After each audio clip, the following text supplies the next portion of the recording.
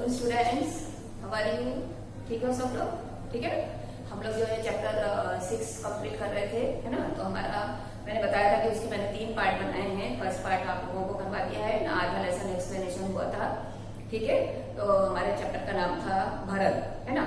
तो भरत और शकुंतला की स्टोरी मैंने आपको बताई थी कि शकुंतला दुष्यंत की, है ना। भरत उनका बेटा था जिसके नाम पर हमारे देश का नाम भारत पड़ा था, ठीक है।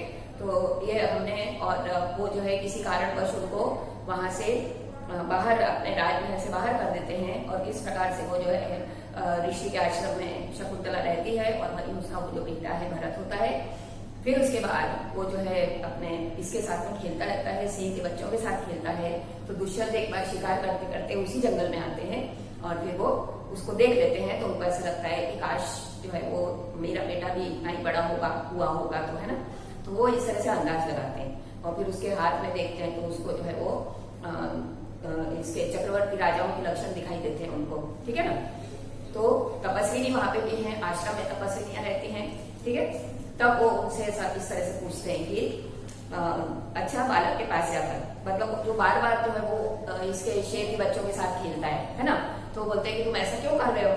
तो बोलता है कि हमारी तो आदत है। तो फिर वो तपस्विनी बोलती है कि मैं इसको एक मिट्टी का खिलौना ला के देती हूँ। तो मोर ला के देती है, फिर भी वो खेलता रहता है, बिल्कुल भी डरता नहीं है। तब फिर वो दुष्यंत सामने आते हैं, उनको ऐसा बोलती है कि आप पूछ के देखो। तब फिर वो समझाते हैं कि आपको इस तरह से नहीं करना चाहिए, आप जो है तपोवन की जो नियम है उसको भंग कर रहे हो, है ना। तपोवन के नियम कौन से थे कि उसको किसी भी प्राणी को सताना नहीं, है ना। तो वो समझ जाता है। अब देखो पेज नंबर 38 से। दूसरी तपस्विनी, हे बड़भागी ऋषि कुमार नहीं है, ऋषि का पुत्र नहीं है ये, ऐसा बोलते हैं। तो दुष्यंत, क्योंकि वो ऐसा क्यों बोलती है? क्योंकि बोलते हैं कि तुमको तपोवन के नियम नहीं पालते हो, तो बोले ऋषि कुमार नहीं है ये। तो दुष्यंत पूछते हैं सत्य है, उसके काम ही बड़े साहस के हैं, यह ऋषि कुमार दिखाई नहीं पड़ता, किंतु तपोवन में मैंने इसे इस तरह से देखा तो मैं इसको ऋषि पुत्र समझने लगा। आया समझ? बच्चे की हथेली जो है वो अपने हाथ में ले लेते हैं, और फिर अपने आप से बातें करते हैं। खुद ही बोलते हैं वो कि जब इसका हाथ छूने से मुझे इतना सुख हुआ है, तो जिस बड़भागी का यह बेटा है उसे कितनी खुशी होती होगी, बराबर। दूसरी तपस्विनी दोनों की तरफ देखकर, बड़े अचंभे की बात है, मतलब कि ऐसा क्यों हो रहा है, ठीक है। तो दुष्यंत बोलते हैं कि तुमको आश्चर्य क्यों हो रहा है? तो वो क्या बोलती है कि इसलिए हुआ कि इसकी सूरत और तुम्हारी सूरत जो है बिल्कुल मिलती जुलती है, और तुमको ये पहचानता भी नहीं है, फिर भी इसने तुम्हारी बात मान ली, ठीक है। फिर दुष्यंत जो है बच्चों को गोद में उठा के बोलते हैं कि हे तपस्विनी, अगर ये ऋषि कुमार नहीं है तो फिर ये किस वंश का है? वंश मतलब होता है कुल, किस परिवार का है? तो दूसरी तपस्विनी बोलती है पुरुवंशी है। ये आपको याद रखना है, फिलहाल में आपको आता है दुष्यंत, तो क्या इसलिए इसकी सूरत मुझसे मिलती है, ये पुरुवंशी है? तो सबकी सूरत तो एक जैसी नहीं होती है, ठीक है।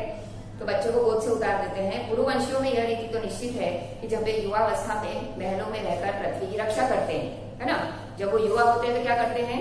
अपने महलों में रहते हैं, राजकुमार होते हैं तब, और इस अपने राज्य की रक्षा, पृथ्वी की रक्षा करते हैं, और नियमों का पालन करते हैं। और वृद्धावस्था होती है तब जंगल में जो है तपस्वियों के आश्रम में जाकर कुटिया बनाकर रहते हैं। ये किसकी विशेषता है? पुरुवंश वाले जो है उनकी विशेषता है, बराबर। दुष्यंत के कुल की विशेषता है। देवता जैसी शक्ति वाला यह निडर और असाधारण बालक मनुष्य का पुत्र भला कैसे हो सकता है, ठीक है। हे परदेशी, तेरा यह संदेह मिट जाएगा जब तू जान लेगा कि इस बालक की माँ मेनका नामक अप्सरा की बेटी है।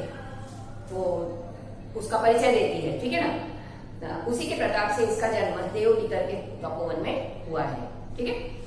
दुष्यंत पूछते हैं कि, मतलब मन ही मन में बोलते हैं कि यह तो बड़े आनंद की बात है, इससे कुछ उनकी आशा और भी बढ़ती है कि अप्सरा की बेटी है तो शायद कोई वो भी हो सकती है, शकुंतला भी हो सकती है, ठीक है। इसकी माता किसकी राजश्री की पत्नी है? कौन से राजा की पत्नी है? ऐसे पूछता है वो। दूसरी तपस्विनी, जिस राजा ने अपनी विवाहिता स्त्री को बिना अपराध के छोड़ दिया है, मैं उसका नाम नहीं लूंगी।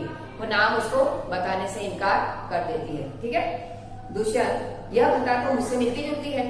तो बोलते हैं कि मेरी भी तो कहानी इसी से मिलती जुलती लग रही है, मैंने भी तो ऐसे ही किया था कि शकुंतला को जो है अपने महल से बाहर कर दिया था, ठीक है।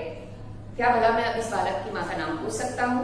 तो पहली तपस्विनी जब तक मिट्टी का मोट लेकर आ जाती है, हे सर्वदा मन, यह शाकुंत लावण्य देख, है ना। तो बालक कहता है कहाँ है शकुंतला मेरी माता। दूसरी तपस्वी, यह तेरी माता नहीं है, तुम इस नाम से धोखा खा गए सर्वदमन, मैंने तो कहा था कि मिट्टी के मोर को देख।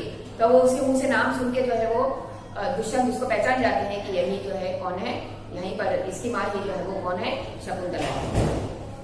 दुष्यंत, इसकी माँ ही मेरी प्यारी शकुंतला है या फिर इस नाम की कोई दूसरी स्त्री है, वो भी हो सकता है। ठीक है, तो यह बात मुझे ऐसे व्याकुल कर रही है जैसे कि मृग तृष्णा प्यासे हिरण को व्याकुल करती है। मृग तृष्णा का मतलब होता है कि मृग जो है वो एक जगह जहाँ रेती होती है बहुत सारी और सूर्य की किरणें पड़ती है वहां पर, तो वो रेती को जो है पानी समझने लगता है। रेती जब चमकती है तो उसको मृग तृष्णा बोलते हैं, है ना। तो उसको ही जो है वो व्याकुल, जैसे हिरण को व्याकुल करती है, ऐसे मुझे भी यही चीज व्याकुल कर रही है कि इसकी माँ का नाम अगर शकुंतला है तो ये वही शकुंतला है जो मेरी पत्नी है। ठीक है ना, तो ये चीज उनको व्याकुल करती है। यह मोर मुझे अच्छा लगता है। फिर तपस्विनी पूछती है कि इस बालक की बाहर से रक्षाबंधन कहाँ गया। ठीक है, घबराओ मत, जब ये नाहर से खेल रहा था तब इसके हाथ से गिर गया था, सो वह पड़ा हुआ है, मैं तुम्हें दे देता हूँ। देखो वो रक्षाबंधन जो है वो धागा था, तो उसकी ये विशेषता थी, वो ऋषि ने दिया था उसे। उसकी विशेषता थी कि जो भी इसको जिस किसी को मिलेगा ये जो इसके हाथ में बांधेगा वो इसका पिता होगा, ऐसा उसमें रहता है। तो जब ये नाहर मतलब है शेर यहाँ पर तो पहली तपस्वी बोलती अरे मत उठाओ, इसको मत छूना। तो दूसरी बोलती है कि अरे इन्होंने तो उठा ही लिया, है ना, दुष्यंत अपने हाथ में ले लेते हैं, परंतु यह कहो कि तुमने मुझे इसे उठाने से क्यों रोका, है ना। तो इस रक्षाबंधन का नाम अपराजित है ना। ये जो है इसको याद रखना है, फिलिप्स में और सब में है। जिस समय इस बालक का नामकरण हुआ था, ठीक है, तब महात्मा मरीचि के पुत्र कश्यप ने यह धागा दिया था। ठीक है, इसका गुण है कि यह कभी धरती पर गिर पड़े तो इस बालक के माता पिता को छोड़कर इसे कोई दूसरा नहीं उठा सकता, और अगर उठा लेता है तो क्या होता है, यह तुरंत सांप बनकर उसे डस लेता है।